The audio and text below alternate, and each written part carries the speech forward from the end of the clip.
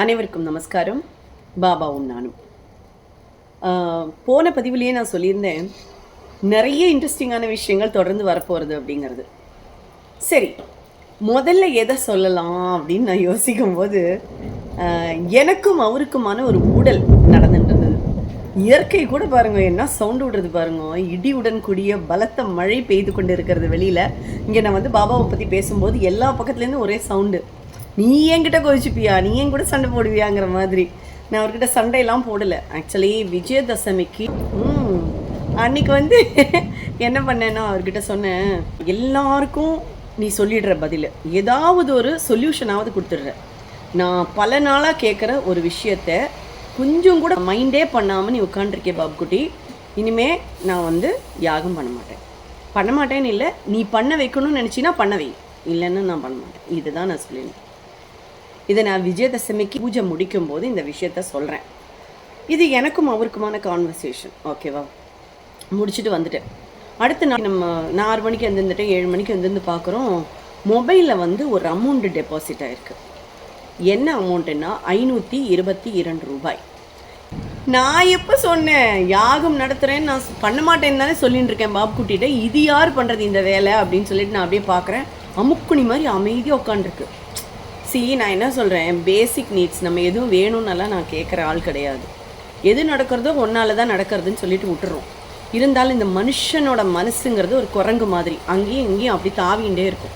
இப்போ நம்மளுக்கு ஒரு பிரச்சனை வரும்போது நம்ம யார்கிட்ட ஓடுவோம்? ஆப்வியஸ்லி பாபுக்குட்டிகிட்ட தான் ஓடுவோம்.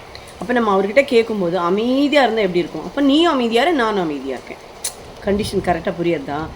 அதாவது அமைதியாக இருக்கேன்னா அவரோட நாமாவை சொல்லாமல் என்னால் இருக்க முடியாது, அதை நான் சொல்லுவேன். பூஜை பண்ணாமல் இருக்க முடியாது, பண்ணுவேன்.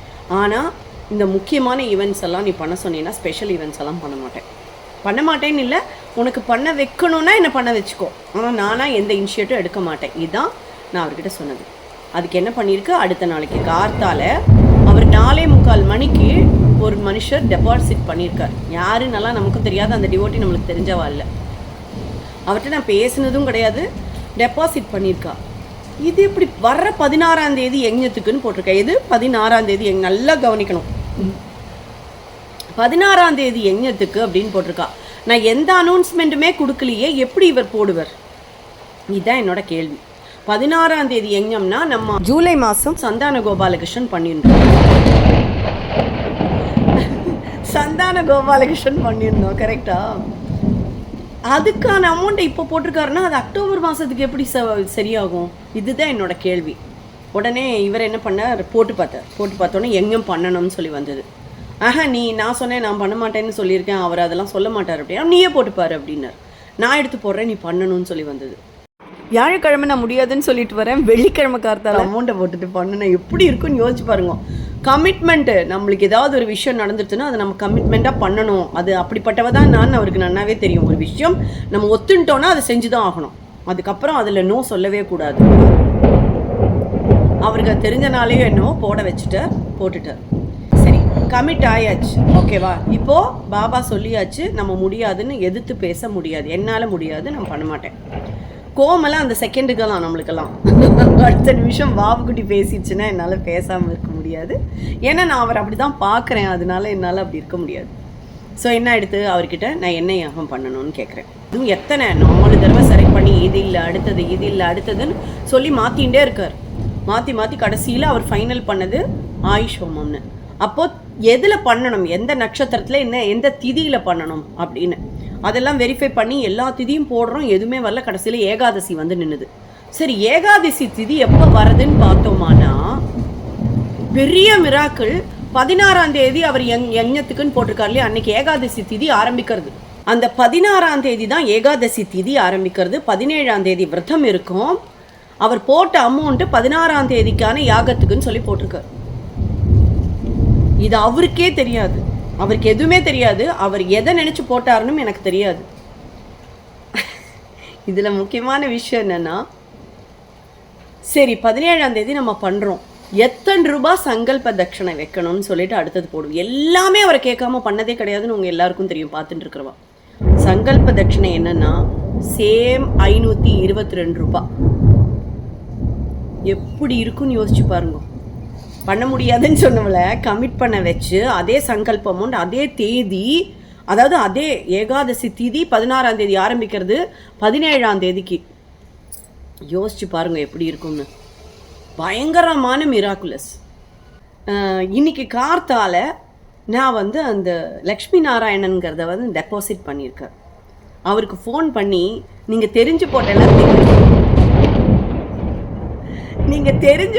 தெரியாமல் போட்டலான்னு நீங்கள் அப்படி தானே உங்களோட வீடியோவில் கொடுத்துருக்கு. ஆக்சுவலி நாங்கள் ஒரு 3 மந்த்ஸாக தான் பெங்களூரில் இருக்கோம். அதுக்கு முன்னாடி விவர் இன் அப்ராட். நாங்கள் 3 மாதத்துக்கு முன்னாடி வந்தோம்.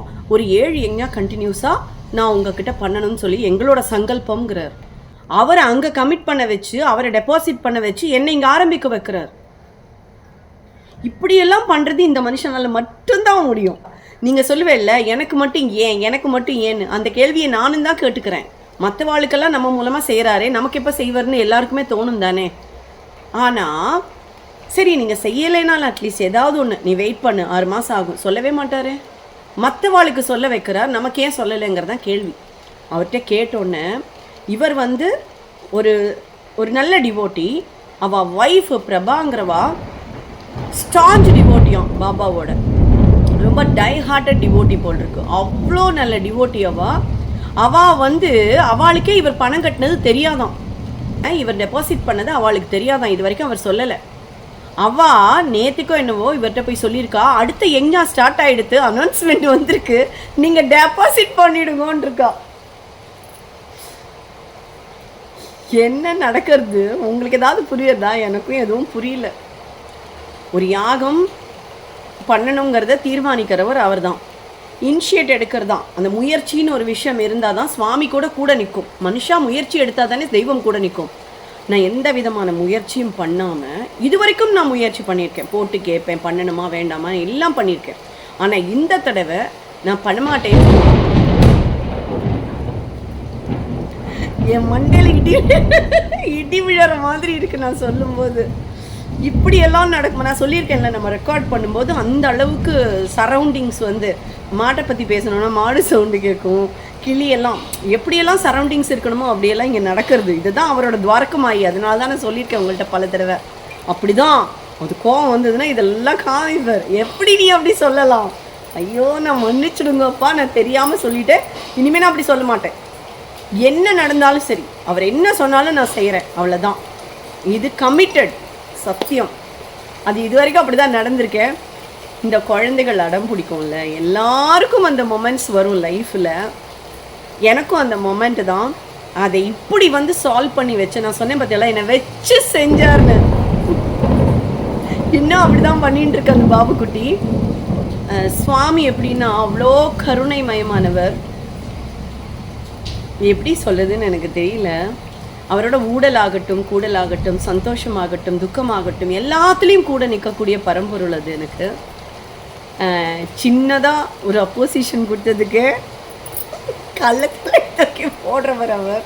அதனால அவர்கிட்ட எதிர்த்தே நான் பேச மாட்டேன். அவர் என்ன சொன்னாலும் ஓகேன்னு சொல்லுவேன். அதுக்கு இதெல்லாம் ஒரு உதாரணம். ஒவ்வொருத்தரோட லைஃப்லேயும் இந்த மொமெண்ட் நடக்கும், கண்டிப்பாக நடந்திருக்கும் உங்கள் லைஃப்லேயும்.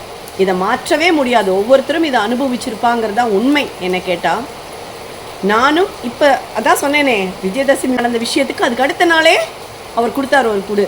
சரியா, நீ டிசைட் பண்ணுறது இல்லை, இது நான் டிசைட் பண்ணுறது, நீ பண்ணி தான் ஆகணும், அவ்வளோதான். அங்கே டிசைடிங் அத்தாரிட்டி பாபுக்குட்டி மட்டும்தான், நம்ம கிடையாதுங்கிறத நிரூபிச்சிட்டாரா. அவளுக்கு நான் ஃபோன் பண்ணி பேசும்போது அவருக்கு எனக்கு ஒன்றுமே புரியலையே அப்படின்னார் அவர். எனக்கே புரியல, அவருக்கு பாவம் புரியல. நான் சொன்னேன், you did this but you don't know anything. You did all these things. இங்கே நடக்கிற அத்தனை காரியத்துக்கும் நீங்கள் தான் பொறுப்பு. ஆனால் அது அவருக்கே தெரியாது. இங்கே ஒரு பெரிய மொமெண்ட் நடந்துட்டுருக்கு, அவருக்கு அதை பற்றி நாலேஜே தெரியாது. பாவம், அவரோட தலை உருண்டுருக்கு. லக்ஷ்மி நாராயணன்ஜி, பிரபாஜி, நீங்களாம் தான் காரணம். இந்த யாகம் நடத்துறதுக்கு மிக முக்கிய காரணம் நீங்கள் பண்ண அந்த டெபாசிட்டட் அமௌண்ட் தான். ஆக்சுவலி செட் அனௌன்ஸ்மெண்ட் வரதுக்கு முன்னாடியே சங்கல்ப அமௌண்ட் தீர்மானம் ஆகிடுது. இதெல்லாம் வந்து எனக்கு தெரியாது. நான் சொல்கிறேன், நம்மளோட வர்ற டிவோட்டீஸ் யாருன்னே எனக்கு தெரியாமல் தான் நான் ஒவ்வொருத்தட்டையும் பழகிறேன். ஆக்சுவலி சொன்னால் நம்ம சேனலுக்கும் நம்ம டிவோட்டீஸுக்குமான ஒரு கனெக்ஷன்னாலே இந்த யாகம்ங்கிற விஷயம்தான். இல்லைன்னா நான் கண்டிப்பாக கனெக்ட் ஆகிருக்க மாட்டேன். உங்கள் எல்லாருக்குமே தெரிஞ்சிருக்கும், நம்ம பேசுகிறோம், நடந்த விஷயங்களை சொல்கிறோம், அதோட முடிஞ்சது, ஷேர் பண்ணுறோம், அவ்வளோதான். நீங்கள் அதை பார்க்குறேன், என்ஜாய் பண்ணுறேன், கமெண்ட் போடுறேன், அவ்வளோதானே நம்ம சேனலுக்கும் நம்ம டிவோட்டீஸ்க்குமானது. ஆனால் டைரக்ட் கனெக்ஷன் எங்கேருந்து வருதுன்னா இந்த யாகம் மூலமாக. இந்த யாகத்தில் சுவாமி யாரை கனெக்ட் பண்ணி விடுறாளோ அவளோட லைஃப் எல்லாமே அல்டிமேட் சக்ஸஸ் ஆகிருக்கு. இது வரைக்குமே நம்ம பேசப்பட்ட அத்தனை டிவோட்டீஸுமே அவளோட லைஃப் ரொம்ப நன்னா மாறி இருக்கு. அது கொஞ்சம் ஷார்ட் பீரியடாக இருக்கலாம், கொஞ்சம் லாங் பீரியடாக இருக்கலாம், நம்மளுக்கு தெரியாது. ஆனால் சேஞ்சஸ் கம்பல்சரிங்கிறத நான் கண்கூட பார்த்துட்டுருக்கேன். அவள் பேர் கூட உங்களுக்கே தெரிஞ்சுக்கும், விஷாலினிஜி, சான்ஸ்லெஸ் பர்சன். அவள் மிராக்குலஸ் பார்த்துட்டு இருக்கா. இப்போது எவ்ரிடே ஷீ சீயிங் மிராக்கிள்ஸ். எப்படின்னா இன்னைக்கு அர்த்தால இதை சொன்னேன்னா அவள் என்ன நினைப்பான்னு தெரியாது. ஆனால் நான் சொல்கிறேன்.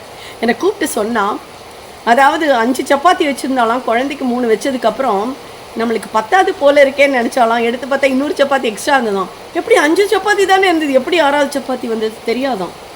சொல்லி சொல்லி சந்தோஷப்படுறான். எவ்ரிடே ஒவ்வொரு நாளும் கூடவே இருந்து செய்யக்கூடிய பரம்பொருள், அதெல்லாம் வேறு லெவல் இல்லையா?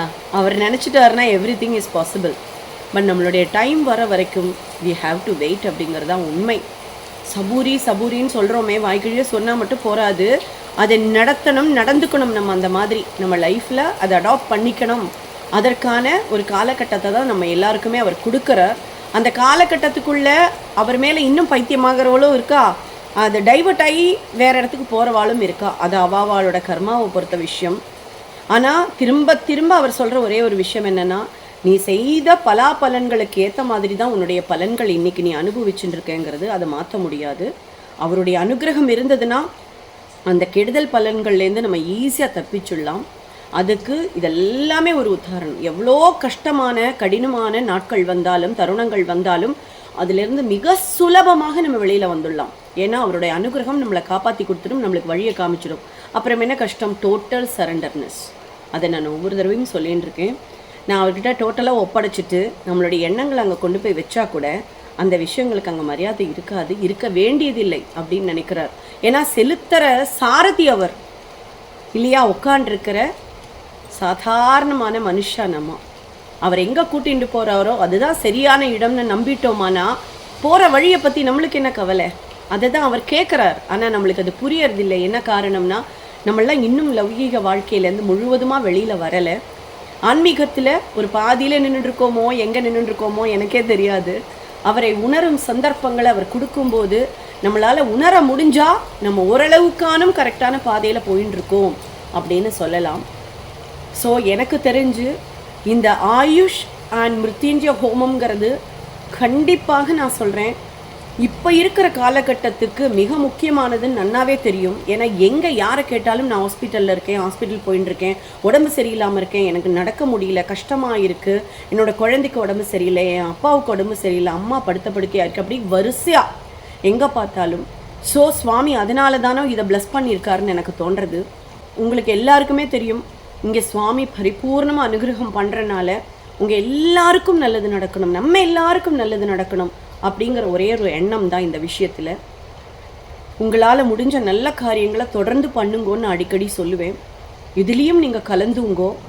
இந்த யாகம் எங்கே நடக்கிறதுங்கிறதுமே மிக முக்கியமான ட்விஸ்டிங் பாயிண்ட். இது நம்ம டி நகரில் இருக்கக்கூடிய மேட்லி ரோட் சப்வே இருக்கு இல்லையா, அங்கே இருக்கக்கூடிய கோரிக்கை பாபா கோவிலில் நடத்தப்படுறது. அங்கே எப்படி போச்சு இந்த யாகம், எப்படி அங்கே உத்தரவு வந்தது, அது ஒரு பெரிய மிராக்கிள். அதை நம்ம அடுத்த பதிவில் பார்க்கலாம். உங்களுக்கு இந்த யாகத்தில் பங்கெடுத்துக்கணும்னு விருப்பம் இருந்ததுன்னா கீழே தெரிகிற நம்பருக்கு நீங்கள் காண்டாக்ட் பண்ணி உங்களுடைய பெயர், நட்சத்திரம், கோத்திரம் எல்லாத்தையும் கொடுத்துட்டு உங்களுடைய அட்ரஸையும் கொடுங்கோ. நான் தொலைதூரத்தில் இருக்க என்னால் பங்கெடுத்துக்க முடியாது அப்படின்னு சொல்கிறவா நீங்கள் சங்கல்பம் பண்ணிடுங்கோ. உங்களுக்கான பிரசாதம் வீடு தேடி வரும். அதற்கான போஸ்டல் சார்ஜஸ் நாங்கள் கலெக்ட் பண்ணிப்போம். ஸோ மற்ற விவரங்கள் எல்லாம் தொடர்ந்து அடுத்தடுத்த பதிவில் வர காத்திருக்கிறது. இனியும் ட்ரெண்டிங்கான ஸ்ப்ளெண்டிடான நிறைய மிராக்கிள்ஸ் உங்களுக்காக வெயிட் பண்ணிட்டு இருக்கு. நேரம் போதாய்மை தான் காரணம். ஸோ இது அடுத்தடுத்த பதிவுகளை சீக்கிரமாக கொடுக்கணும் அப்படிங்கிற ஆசை எனக்கும் இருக்கிறனால தொடர்ந்து இணைந்திருங்கள். பாபாவும் நானும் மீண்டும் சந்திப்போம். வணக்கம். ஓம் சாய்ராம்.